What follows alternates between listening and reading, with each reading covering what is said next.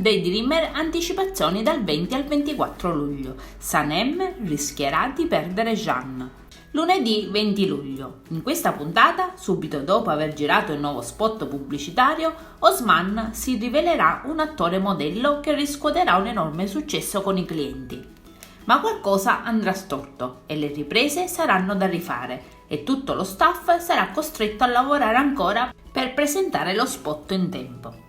Martedì 21 luglio. L'intero staff sarà ancora impegnato a definire gli ultimi dettagli per la realizzazione dello spot, che è andato perso. I lavori dell'agenzia proseguiranno tutta la nottata, in modo da essere pronti per le nuove riprese il mattino seguente.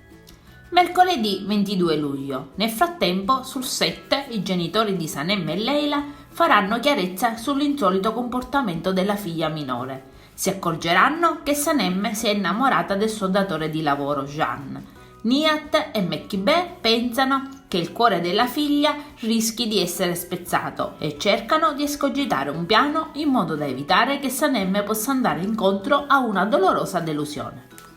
Giovedì 23 luglio. Sanem, insieme a Guliz, andrà alla festa di Jeanne. Guliz metterà Sanem a conoscenza di un'amara notizia riguardante il suo capo. Rivelerà alla ragazza che Jeanne e Pauline hanno ritrovato una nuova intesa e, convinti che la loro relazione sia importante, prenderanno la decisione di andare a convivere per poi sposarsi.